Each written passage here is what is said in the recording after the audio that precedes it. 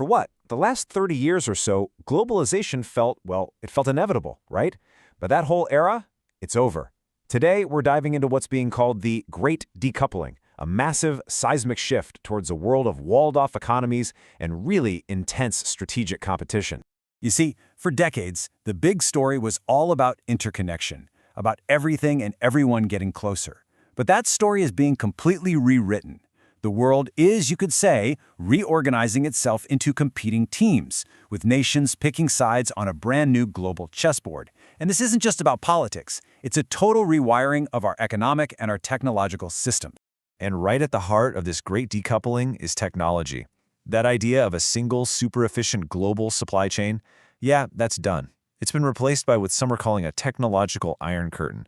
And the main battleground for this? Those tiny little semiconductor chips that, let's be honest, power our entire modern world. So what kicked all this off? I mean, what caused such a massive shift? Well, the forces are definitely complex, but a huge catalyst was a really dramatic change in how the United States sees the world and, more importantly, its place in it. Just listen to this quote from a national security strategy document from the Trump administration. It is stunningly blunt. I mean, it officially marks the end of that post-Cold War dream of a single American-led world. It signals a really hard pivot towards a more nationalist, America-first way of thinking. And this new way of thinking really took shape in what's known as the Trump corollary. Think of it as an update to the 200-year-old Monroe Doctrine. What's the core idea? Well, it's to make securing the Western Hemisphere the #1 priority and to actively stop rivals, especially China, from getting any kind of strategic or economic foothold in America's own backyard.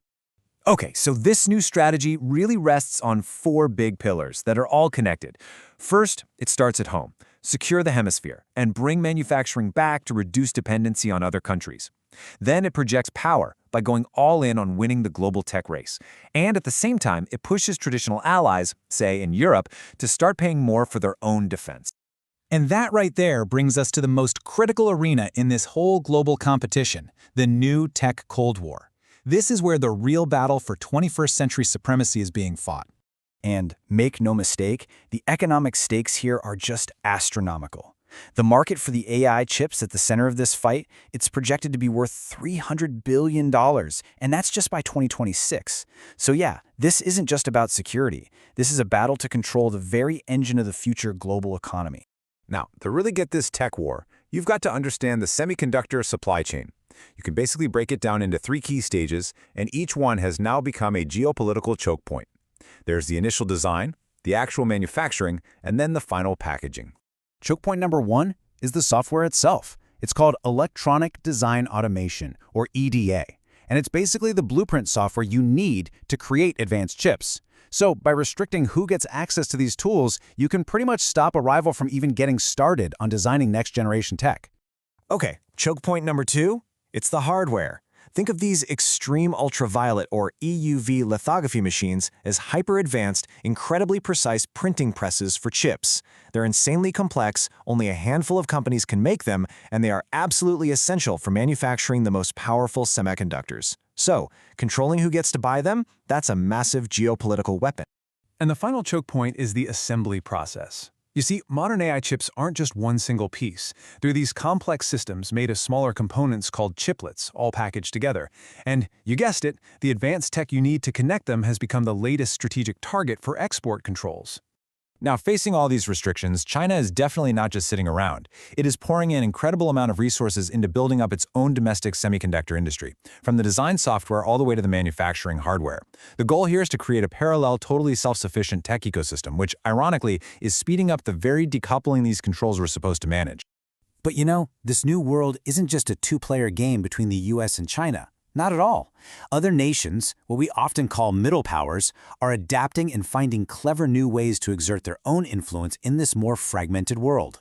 A perfect example of this is India. It shifted its whole foreign policy from, let's call it, passive non-alignment, that old Cold War idea of just staying out of superpower fights, to a new strategy of active multi-alignment. And the key here is that this isn't about being neutral. No, it's about being strategically engaged with everyone, all at the same time. And you can see this strategy in action everywhere. India works closely with the US and Europe, but at the same time, it's a key player in groups like BRICS, alongside China and Russia. It's positioning itself as a kind of bridge, using its democracy as a selling point, and building up its own defense industry. At the end of the day, it's all about creating options and maximizing its own influence, in a world where no single power calls all the shots. So, where is all this heading? What happens next? Let's take a look at the forecast for this new, more fragmented world and what the consequences of this great decoupling could actually be. Well, one of the most direct and frankly alarming consequences is a massive increase in military spending. In 2024, the world spent $2.7 trillion on defense. That's the highest level since the Cold War. It just goes to show you, this rising geopolitical tension isn't just talk. It's being backed up with cold, hard cash. And when you look at where that money is actually going, the picture gets even clearer. Europe saw a huge 17% jump, which is a direct response to the war in Ukraine. At the same time, spending is surging across the Middle East and Asia, fueled by all sorts of regional conflicts and this broader strategic competition we've been talking about. And all of this instability, it's absolutely spilling over into the global economy. Experts are flagging some major risks for 2026. And just notice the pattern here. A potential AI bubble that's been fueled by the tech arms race, massive trade uncertainty from tariffs, and super volatile capital flows. This, right here, is the economic price of a divided world. Which really just leaves us with one central question. As we move deeper and deeper into this new era, an era of competing blocks, walled-off technology, and intense strategic rivalry, we have to ask, is the very idea of global stability now at risk?